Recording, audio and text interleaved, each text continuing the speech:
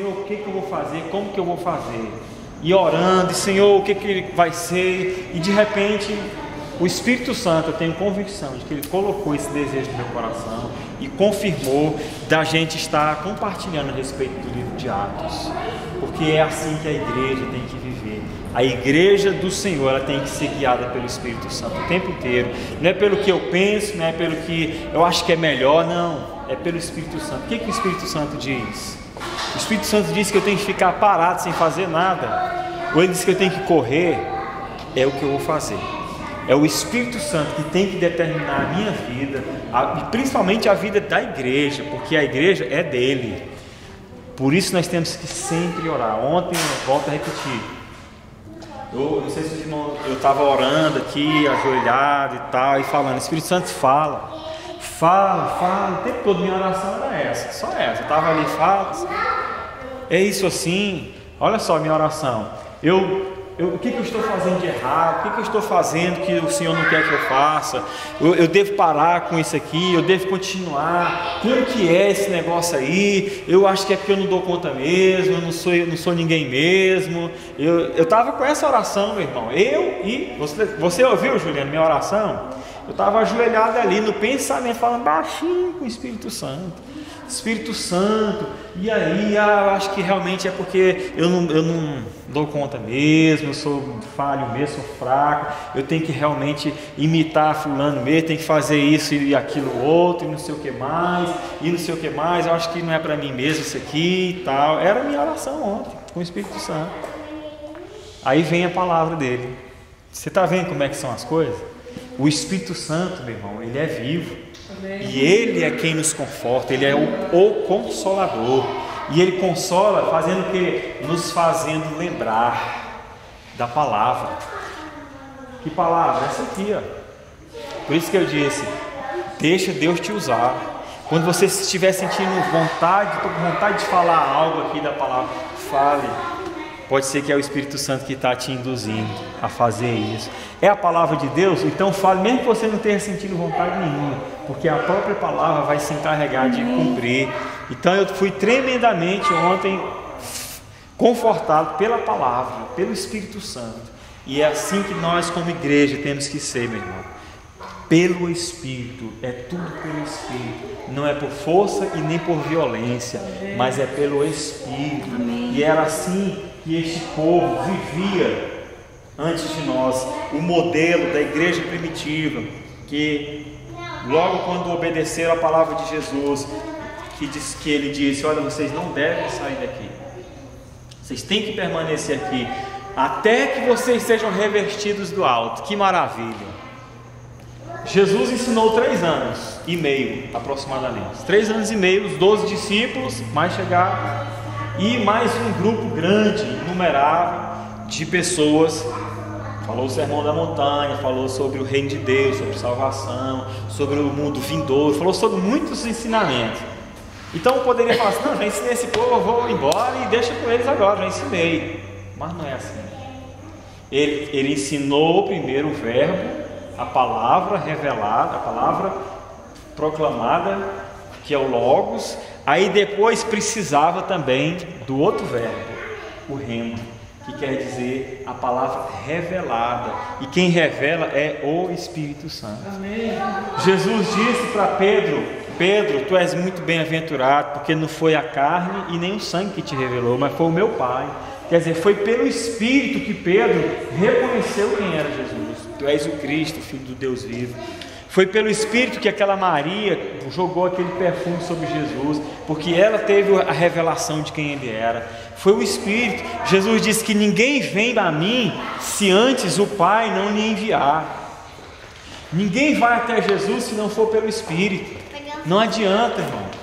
Nós podemos ter muitas estratégias, nós podemos ter muitas fórmulas, e as pessoas podem até vir, e elas podem permanecer firmadas nas estratégias, nas formas, e se converter às estratégias e às formas. Mas sabe aquelas que vão permanecer dando frutos? Aquelas que forem conduzidas pelo Espírito. Amém. Essas nenhuma vão abandonar a fé. Nenhuma. Judas, ele estava convencido de Jesus, não de ser o Filho de Deus, mas de ser um revolucionário, uma pessoa que ele viu, nós podemos usar esse aqui para poder fazer uma revolução e tomar o governo. Como eu disse, 400 anos sem Jesus, sem o Espírito falar, muitos governos se levantaram e muitas revoltas se levantou no povo de Israel, e muitos grupos se levantaram: os fariseus, os saduceus, os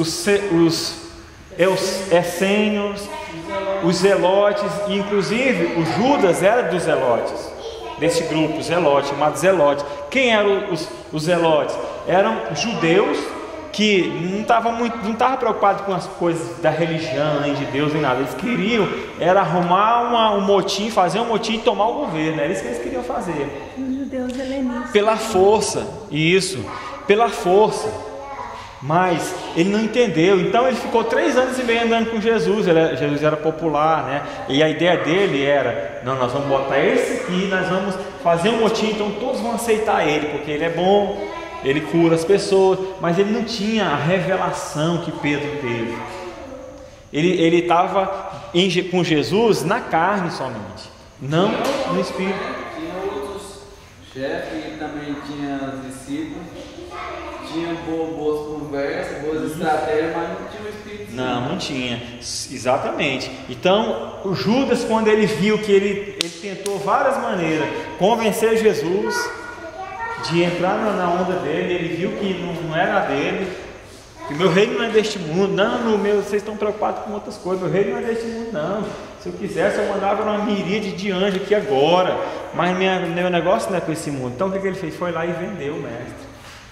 Vendeu Jesus por 30 moedas de prata. Então, nós podemos ter estratégias que são boas, podemos sim, com certeza, não tem problema. Nós só não podemos deixar de lado o Espírito Santo. Não podemos ter a estratégia junto com o Espírito Santo. Daí Judas foi meio bestado, né? Porque do jeito que aquele homem queria matar Jesus, ele podia pedir 300, 400 mil moedas como dava. Ele estava na sede. Tá. Então, glória a Deus. Vamos abrir aí Atos capítulo 1 e vamos começar a ler. Aleluia. Amém? Amém. Fiz o primeiro tratado, ó Teófilo, acerca de tudo que Jesus começou, não só a fazer, mas a ensinar. Então, o livro começa falando isso. Olha, fiz o primeiro tratado. Que tratado? Quem está falando aqui? Meu é assim, escrevi o primeiro livro. Aqui já está falando, mais claro. Escrevi o primeiro livro. Quem está escrevendo isso aqui é Lucas. Pastor Leandro? Lucas está escrevendo e falando assim: olha, escrevi o primeiro tratado na minha linguagem, escrevi o primeiro livro, ó excelentíssimo Teófilo. Quem é Teófilo? Ninguém sabe. A Bíblia não cita em outro lugar, a não ser no outro livro de Lucas, chamado Lucas, esse Teófilo. Quem era? Mas o nome Teófilo, Teo quer dizer no grego Deus, Filo, que vem a palavra do filé, o amor.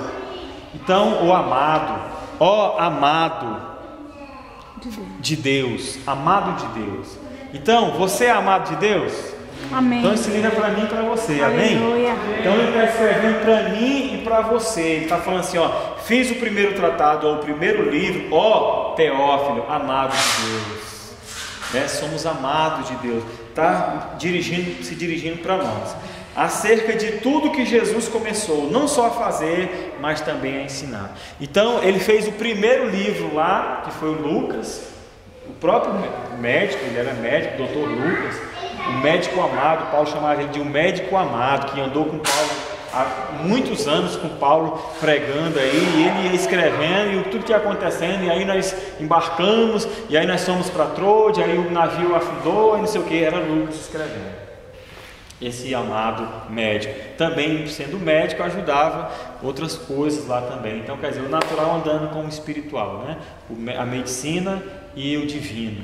E Deus agia das duas formas, mais no lado espiritual do que natural. Então ele fez, a ideia dele era é escrever a respeito de Jesus e de tudo que Jesus fez e também ensinou. Não é só fazer, é ensinar também.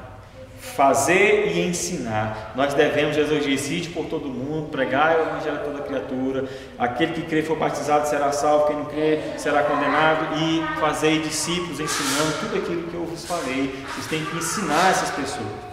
Verso 2: até o dia em que foi recebido em cima, depois de ter dado mandamentos pelo Espírito Santo aos apóstolos que escolheram. Então ele escreveu tudo que ele ouviu. Lá em Lucas ele diz que ele fez uma investigação minuciosa, no capítulo 1 de Lucas. Fiz uma investigação, saí perguntando e procurei, e falei com os apóstolos, com os discípulos daqui, da por lá, e escrevi. Aí nasceu o livro de Lucas, né, o Evangelho segundo Lucas. Aí agora esse segundo aqui também. Então eu escrevi desde a aparição de Jesus, tudo que ele fez, tudo que ele ensinou, até ao dia em que ele foi recebido no céu. Eu escrevi tudo. Quer dizer, nem tudo, né? Que não caberia. O próprio João disse que se fosse escrever tudo aqui, os livros, o mundo inteiro não caberiam os livros daquilo que Jesus fez aqui na terra.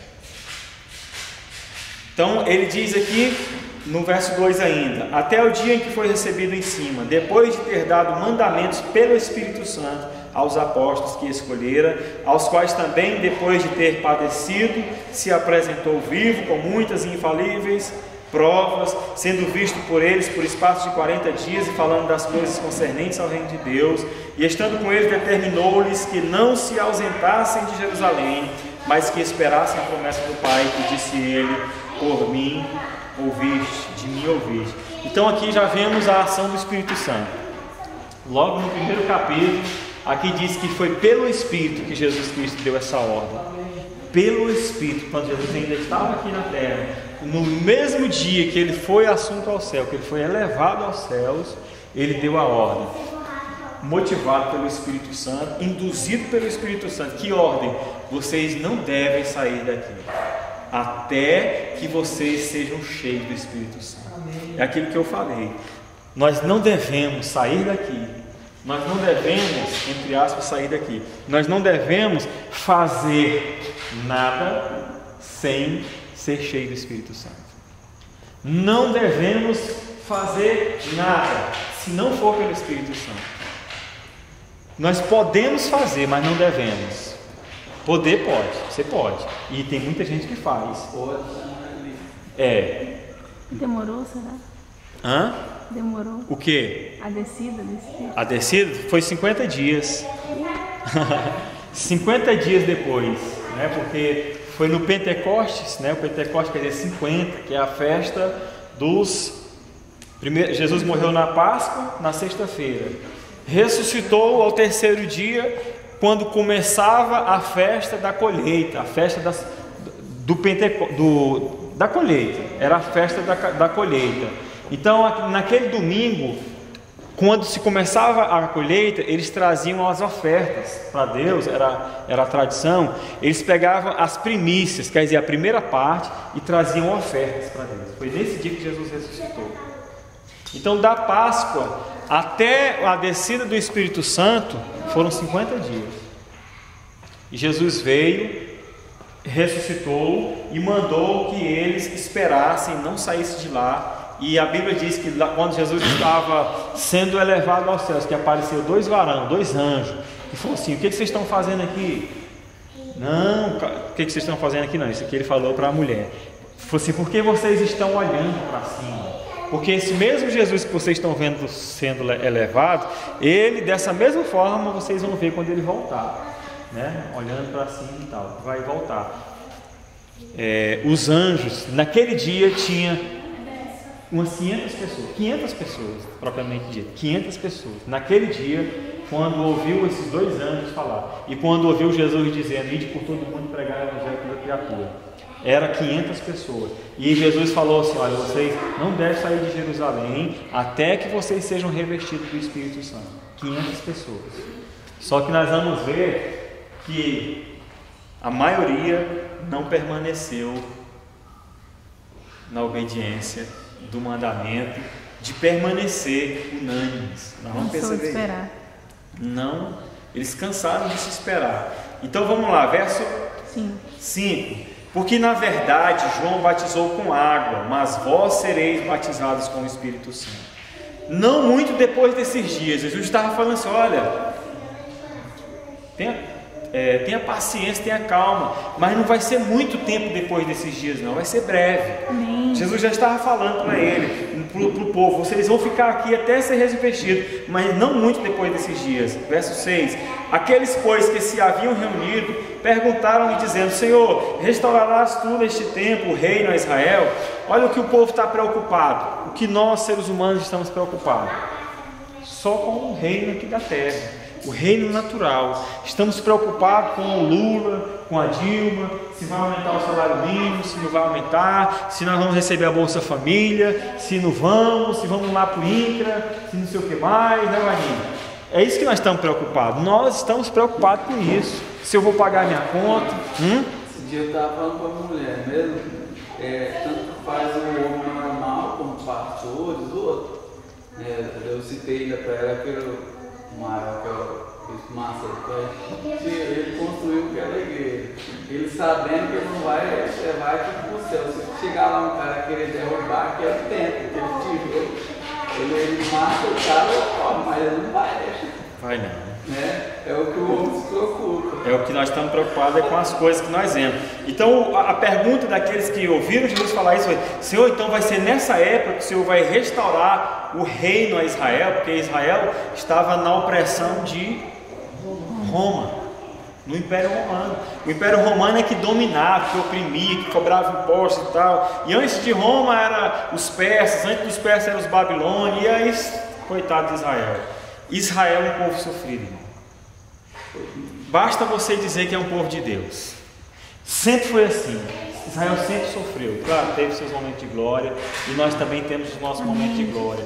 Mas eu estava vendo um documentário essa semana ainda sobre Israel. É porque ele não oferecia resistência. Isso, ele falava porque que ele tem dos itens lá, né? Ele deixa os outros que é mais bom para eles, né? A vista não tem guarda para cuidar. Tem isso também. Mas sabe qual que é o pior problema aí?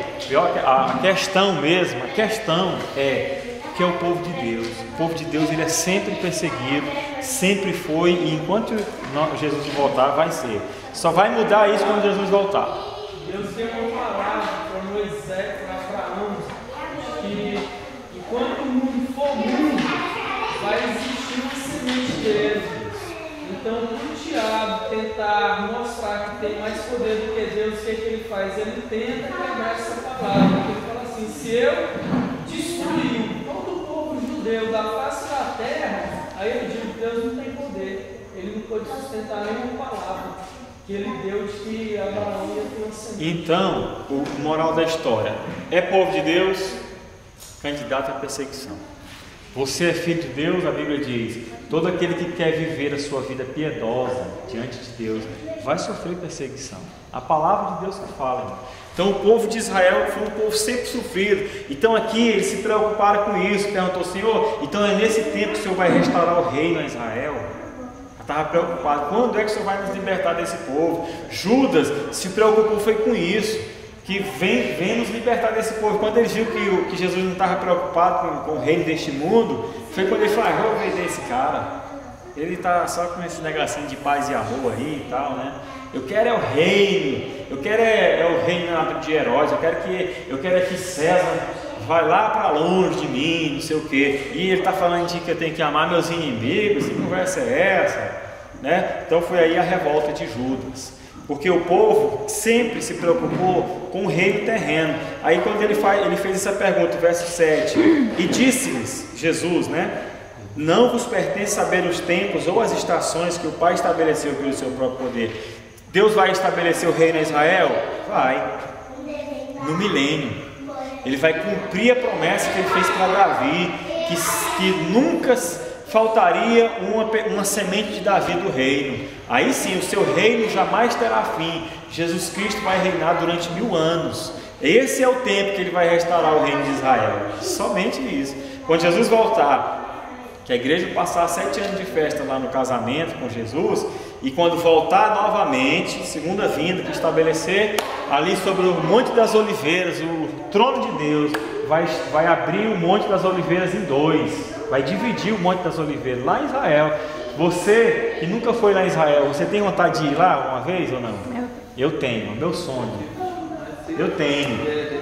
Eu quero ir antes de Jesus voltar, mas eu quero te falar uma coisa: se você não for antes de Jesus voltar, você vai para reinar lá. Amém. Ali vai ser estabelecido o trono de Jesus. A Bíblia diz que a igreja que passar 7 anos na festa do Cordeiro, ela vai descer do céu juntamente com Jesus, e o trono dele vai fender o Monte das Oliveiras em 2, e o trono de Jesus vai ser estabelecido ali. Então nós vamos morar lá e vamos ficar lá reinando com ele durante 1000 anos, a Bíblia diz, aqui na terra ainda, antes que venha o novo céu e nova terra. Aí depois dos 1000 anos é que nós vamos viver eternamente com ele no céu, né? Onde ele estabeleceu. Aleluia, glória a Deus. Então, se você tem esse desejo, eu espero e profetizo que nós possamos fazer uma comitiva de ir lá para Jerusalém, né? Imagina aí, não, vamos conhecer Jerusalém, Israel, né? Aquele lugar onde Jesus passou, lá onde Moisés, lá no Mar Vermelho e tal. Se não for dessa vez, nós vamos um dia. Glória a Deus. Então Jesus respondeu assim: ó, não compete para vocês o tempo. Verso 8. Mas, olha só, a intenção de Jesus é essa aqui, irmão. É aqui onde está o ponto-chave de todo esse livro de Atos dos Apóstolos. É aqui onde Jesus queria chamar a atenção desse povo. Ele não estava querendo falar, não, vocês têm que se preocupar realmente mesmo com a Dilma, com o Lula, né, com os governos aí, não sei o que. Não, Jesus não estava preocupado com isso. Jesus falou assim, ó, mas recebereis a virtude do Espírito Santo, que há de vir sobre vós, e ser-me-eis testemunhas, tanto em Jerusalém, como em toda a Judéia e Samaria, e até os confins da terra. Glória a Deus. Aqui é o ponto-chave. Glória a Deus. Aqui é onde nós devemos caminhar. Aqui é onde nós devemos olhar, colocar a nossa visão nesse versículo aqui, ó. Recebereis o poder ao descer sobre vós o Espírito Santo, e sereis minhas testemunhas, tanto em Goiânia como em todo o estado de Goiás, no Brasil e até os confins da terra. É aqui o segredo. É aqui que eu devo esperar. Esperar como? De braços cruzados? Não. Esperar como eles esperaram, todos os dias no templo orando. Todos os dias no templo orando. Todos os dias. Tem quantos anos que Jesus morreu? 2003, né? Já tem eles acumulando mais 1.400, né? Pois é, mas 400, né? É verdade. Então o que acontece aqui? Pouco tempo, né? Se for pensar. Então, irmãos, esse é o segredo meu e seu. Perseverar, nós vamos ver isso lá na frente. Perseverar na oração, esperando, mas recebereis o poder ao descer sobre vós o Espírito Santo, sereis minhas testemunhas, tanto em Jerusalém como em toda a Judéia e Samaria, até os confins da terra. Verso 9. E quando dizia isto, vendo eles, foi elevado às alturas, e uma nuvem o recebeu, ocultando aos seus olhos.